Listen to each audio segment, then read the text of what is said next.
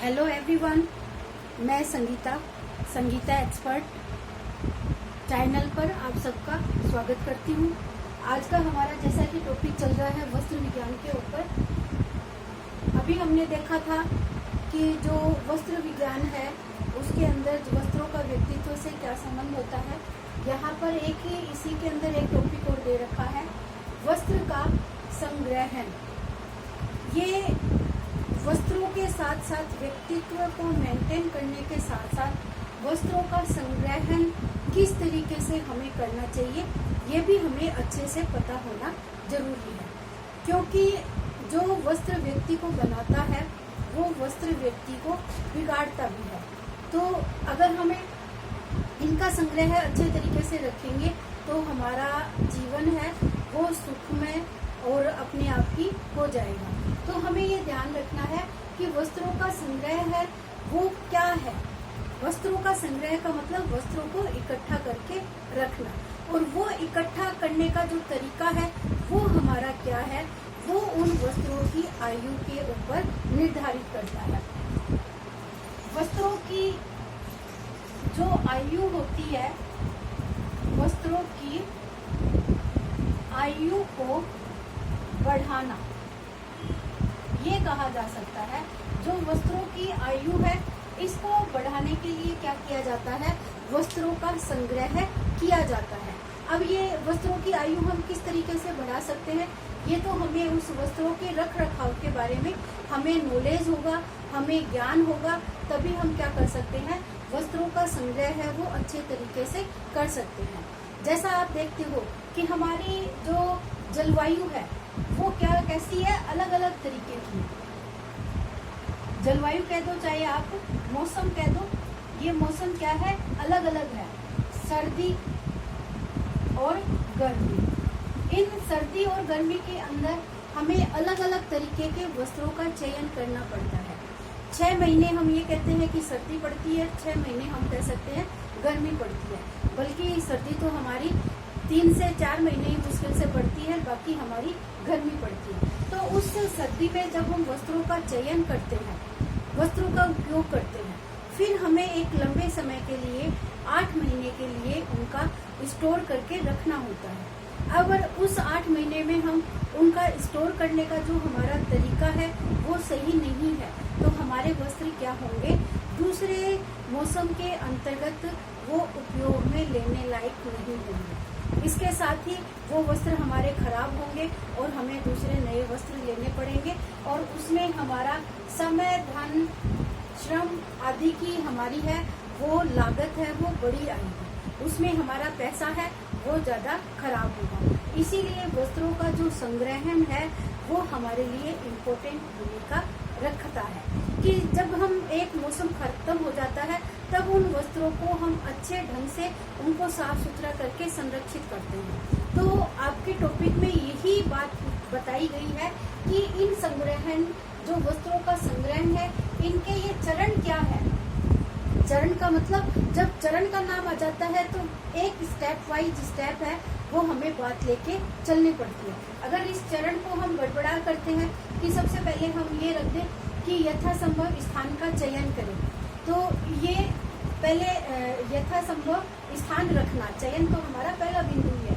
तो ये चरण हमें क्या करने होते हैं, सीरियल से बनाने होते हैं। तो आपको पता है कि सभी हम वस्त्रों का चयन करते हैं, चयन करने के बाद उन वस्त्रों को हम रखते हैं। तो उन रखने का पैटर्न क्या होगा, तो सबसे पहले तो हमें क्या करना है, एक स्थान का चयन करना है। स्थान का चयन कैसा होगा कि हम वस्त्रों का संग्रह करते हैं, वो स्थान साफ सुथरा होना चाहिए, वहाँ पे नमी नहीं होनी चाहिए, उसके अंदर वस्त्र है, बक्सा है, संदूक है, किस तरीके की है उसकी प्रॉपर व्यवस्था होनी चाहिए।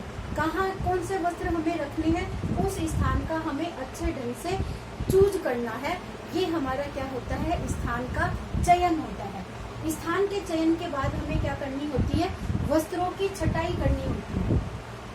छटाई का मतलब है कि वस्त्रों को ये छांटना होता है कि हमें ओढ़ने वाले हैं, पहनने वाले हैं, विशेष अवसर पर पहनने वाले हैं या विशेष त्योहारों पर पहनने वाले वस्त्र हैं। तो इस तरीके से हमें उन वस्त्रों की छटाई करनी होगी, क्योंकि सभी वस्त्रों को तो हम एक साथ नहीं रख सकते हैं। तो उन वस्त्रों को हमें क्या करना होगा, स्थान के चयन के साथ साथ हमें वस्त्रों की छटाई करनी होगी। वस्त्रों की छटाई करने के बाद में उनको यथास्थान रखना होगा और उपयोग सावधानियां हैं वो उसके लिए हमें काम में लेनी होगी। अब ये सावधानियां क्या होगी, जैसे गर्म वस्त्र हम रख रहे हैं तो गर्म वस्त्रों को क्या करेंगे, उन रजाई गद्दों को हम धो तो सकते नहीं है, तो उनके लिए हमें क्या करने पड़ेंगे, उनको धूप दिखानी पड़ेगी, उनको स्वच्छ करना पड़ेगा, उनकी मिट्टी ये सब झाड़नी पड़ेगी और फिर हमें उसका जो उपयोग है उसको सावधानी से उनको रखना होगा। और रखने के लिए हमें क्या करना पड़ेगा, नीम की पत्तियां सुखा के रखेंगे या नैफ्थलीन की गोलियां है वो रखेंगे, उसके अंदर पेपर बिछाएंगे। तो ये सब हमारे उनको रखने में जो काम आने वाली चीजें हैं। एक तो नाम आता है आपका नीम की पत्तियां, इनको सुखाकर और फिर रखा जाता है। और एक हम अखबार लगाएंगे, अखबार, और एक नैफ्थलीन की गोलियां, इनको हम कपूर की गोलियां भी बोल सकते हैं, लेकिन आपको जो ऑप्शन मिलेगा वो नैफ्थलीन की गोलियां ही मिलेगा। तो ये हमारी लैंग्वेज में इसी शब्द का प्रयोग किया जाता है कि वस्त्रों के अंतर्गत हम उनको संरक्षित करने के लिए किसका यूज करते हैं। तो ये 4 इसके चरण है। अब इन चरणों को हमें देखना है। जो वस्त्रों की उपयोगिता है उनका उपयोगिता का वर्गीकरण भी हमने यहाँ पे रखा है वस्त्रों के संग्रहण के अंतर्गत। नियमित उपयोग वाले वस्त्रों का हम संग्रह कहाँ पे रखेंगे, फिर है विशिष्ट अवसरों के वस्त्रों का जो संग्रह है हम कहाँ रखेंगे, मौसम के अनुसार वस्त्रों का संग्रह है हम कहाँ रखेंगे। तो ये 3 तरीके के वर्गीकरण है जो उनके उपयोग के आधार पर हमने बनाए हैं। नियमित उपयोग वाले यानी रोज जो काम में आने वाले वस्त्र है उनका विशिष्ट अवसरों पर, जैसे होली, दिवाली, फेस्टिवल, ओकेजन, ये सब हम महंगे वस्त्रों का यूज करते हैं जो डेली हमारे यूज में नहीं आते हैं। तो इनका भी हम क्या करते हैं, किसी टेची संदूक के अंतर्गत हम इनको अच्छे से सुरक्षित करके प्रेस करके साफ सुथरे बना के उनको रख देते हैं। फिर मौसम के अनुसार सर्दी, गर्मी, बरसात में हम किस तरीके के वस्त्रों का चयन करेंगे उनका भी वर्गीकरण है, हम अलग से कर लेते हैं। फिर ये तो हमारी आ जाती है संग्रह करने से संबंधित बातें। अब इन संग्रह करने के अंतर्गत जैसे संग्रह में ध्यान देने योग्य कुछ बातें होती है कि संग्रह करेंगे तो उसमें हमें क्या क्या ध्यान देना है। सबसे पहले तो जो वस्त्र हम संग्रह करके रख रहे हैं उसकी क्या करनी पड़ेगी, मरम्मत करनी पड़ेगी।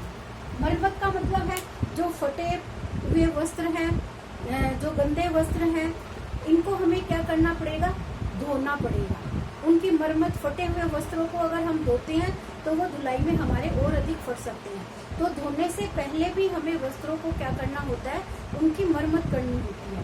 तो ये हमारे वस्त्रों के संग्रह में पहला बिंदु आ जाता है कि जब हम वस्त्रों का संग्रह करेंगे तो उनसे सबसे पहले मरम्मत की जाती है। तो ये भी आपका प्रश्न है वो पूछा जा सकता है कि सबसे पहले वस्त्रों में क्या किया जाता है, दाग धब्बे हटाना। अब जैसे हमने मरम्मत कर ली, अब इनको हम धोएंगे तो वस्त्र धोने से पहले हमें उनके ऊपर अगर कोई दाग धब्बा लगा हुआ है तो वो दाग धब्बा हमें पहचानना पड़ेगा कौन से वर्ग का है, उसको किस से धो सकते हैं। तो हमें वो दाग धब्बा पहले हटाना पड़ेगा ताकि दूसरे वस्त्र है धोने के साथ उनमें खराब ना हो और वो दाग किसी दूसरे वस्त्र के ऊपर ना लगे। फिर है जैसे सुई, पिन वस्त्रों में हम लगा लेते हैं। लेडीज की खासकर जो आदत होती है, साड़ियों में पिन वगैरह, ब्लाउज में पिन वगैरह है वो लगी रह जाती है। बच्चों के कपड़ों में हो सकता है पिन वगैरह लगी हो तो उनका हमें हटाना होता है। ये भी नहीं तो जहाँ वो पिन लगी हुई होती है उसमें जंग के दाग धब्बे हैं, वो लंबे समय तक अगर उनमें कपड़ों में लगे रहे तो उनका डर रहता है। तो दाग धब्बे हटाएंगे, फिर पिन हटाएंगे, फिर उपयुक्त स्थान का हम चयन करेंगे। जहाँ यहाँ पे हमने लिखा था कि उपयुक्त स्थान का चयन करना है। तो सबसे पहले हमारा क्या आ गया, मरम्मत आ गई, दाग धब्बे आ गए, सुई पिन आ गई, फिर उसका उपयुक्त का स्थान का चयन कर लिया। और जो मोटे वस्त्र है उनमें धूल, मिट्टी आदि को हमें हटाना होगा। फिर गंदे व स्वच्छ वस्त्रों को अलग करना होगा, फिर उनको सुखाना होगा, नमी रहित रखना होगा। जब हम वस्त्रों को धोते हैं और उनका संग्रह करना होता है तो उनको अच्छे से धूप दिखानी होती है, कहीं वो थोड़ा बहुत गीला न रह जाए। अगर गीला रह जाएगा तो हमने वस्त्रों की विशेषताओं में देखा था कि फफूंद, उनमें कीड़े लगने का जो डर होता है वो बना रहता है, और वो लंबे समय तक बंद रहेंगे तो उनमें फफूंद के मारे वो वस्त्र हमारे कट जाते हैं। तो ये उनको सुखाना, नमी रहित बनाना, फिर गर्म वस्त्रों को हमें अलग से संरक्षित करके रखना है, क्योंकि गर्म वस्त्रों में कीड़ों लगने का डर है वो सबसे ज़्यादा रहता है। इसीलिए इनमें क्या करेंगे, नीम की पत्तियां, अखबार, नेफ्थलीन की गोलियां, कपूर की गोलियां ये डालेंगे। रेशमी वस्त्रों को हम अलग रखेंगे। रेशमी वस्त्रों को अलग से रखा जाता है और इसमें एक मिर्ची की पोटली भी बना के रखी जाती है। जो जरी गोटे के वस्त्र होते हैं वो काले ना पड़े तो लाल मिर्च की एक पोटली बनाकर वो वस्त्रों में रखी जाती है, जिससे वस्त्रों की चमक, जरी का कलर है वो बिल्कुल वैसा का वैसा बना रहता है। तो ये सब हमारे वस्त्र से संबंधित क्या है, ये कुछ ध्यान देने योग्य बातें हैं। एक चर्चा हम यहाँ पे और करेंगे कि वस्त्रों को संग्रह जो कर रहे हैं इनसे हमें फायदा क्या होगा, क्यों जरूरी है ये वस्त्रों का संग्रह करना। एक तो वस्त्रों को लंबे समय तक उपयोग में हम ले सकें। देखो, अगर वस्त्रों को हम संरक्षित करके रखेंगे, उनका ध्यान रखेंगे, तो वो हमारे लंबे समय तक चलते हैं। हमारा श्रम बचता है, हमारा आय बचती है, रुपए पैसा है उसकी खपत है वो कम होती है, ये सब देखा जाता है। तो वस्त्रों को लंबे समय तक हम उपयोग कर सकते हैं, समय भी बचेगा, धन भी बचेगा और श्रम भी बचेगा, तो इन सब की बचत होती है। आवश्यकता अनुसार वस्त्रों की उपलब्धता होना। अगर हम वस्त्रों का सही संभाल के रखते हैं, डेली वस्त्रों में ये अगर आदत है कि जो भी हम वस्त्र पहनते हैं उनको धोकर, साफ करके, प्रेस करके उनको संरक्षित अलमारी में रख देते हैं। अचानक हमें किसी भी ओकेजन में जाना होता है तो हमें ये सोचना नहीं पड़ता कि क्या पहनूं। कई लोगों की ये समस्या आती है कि सारे कपड़े हैं वो खूटियों के ऊपर लटका के रखते हैं, फिर समय आने पर उनके न तो कपड़े धुले हुए मिलते हैं और न ही कपड़े प्रेस किए हुए मिलते हैं। तो ये भी हमें परेशानी होती है कि आवश्यकता अनुसार वस्त्रों की उपलब्धता हमें नहीं हो पाती है। अगर हम इनका लाभ कमाना है तो हमें क्या करेंगे, अगर डेली संग्रह करके रखेंगे तो हमें इसकी उपलब्धता है वो आसानी से हो जाती है। वस्त्रों की सुरक्षा इससे होती है। क्यों होती है? क्योंकि वस्त्र को हम साफ सुथरा रखेंगे तो वस्त्र साफ सुथरा रहेंगे, सुरक्षित मिलेंगे और जब भी हम मन करेगा हम उन वस्त्रों को आसानी से पहन सकेंगे। तो ये इनसे वस्त्रों की भी सुरक्षा होती है। वस्त्रों की का जीवन काल हो वो लंबा समय तक बना रहेगा। महंगे वस्त्रों का चुनाव। महंगे वस्त्रों का चुनाव कैसे होता है? देखो कि डेली जो हम महंगे वस्त्र हैं उनको पहन नहीं सकते, उनको हमें संरक्षित करके ही रखना पड़ता है। अगर उनकी हम केयर नहीं करेंगे तो हमारे पैसे हैं वो वेस्ट चले जाते हैं, दोबारा ओकेजन में वो पहनने लायक नहीं रहते हैं। तो महंगे वस्त्रों का चुनाव है वो हमें इसी तरीके से करना चाहिए कि उनकी जो रख रखाव है वो सिंपल है या नहीं है, उनकी कोई विशेष प्रतिक्रिया हमें ना करनी पड़े। तो महंगे वस्त्रों का चयन करते समय इन बिंदुओं पर हमें विशेष रूप से ध्यान देना होता है। कार्य क्षमता में वृद्धि होती है, इससे कार्य क्षमता भी, कार्य करने की जो क्षमता होती है हमारी वो भी अधिक बनी रहेगी। वस्त्रों में नवीनता व जीवंतता का गुण बना रहता है। वस्त्र है वो लंबे समय तक हमारे जीवन में चलते हैं। Make for a man cloth, तो ये जो कपड़े होते हैं वही व्यक्ति को बनाता है और वही व्यक्ति को बिगाड़ता है। तो वस्त्रों में नवीनता और जीवंतता लाने के लिए वस्त्रों का संग्रह है, उसकी साफ सफाई, उसकी धुलाई प्रक्रिया, ये सब हमारे लिए जीवन में इम्पोर्टेंट भूमिका निभाते हैं। ये टॉपिक आपका हार्ड नहीं है, इसको नॉर्मली आप एक बार रीड करोगे तो आपके आसानी से इसमें से जो भी क्वेश्चन पूछा जाएगा वो आसानी से सोल्व हो जाएगा। बस आपको एक डेली रूटीन के अकॉर्डिंग इसको ध्यान में रखना है कि ये वस्त्र क्या है। अगर वीडियो पसंद आए तो इसको लाइक शेयर करना ना भूलें। Thank you everyone.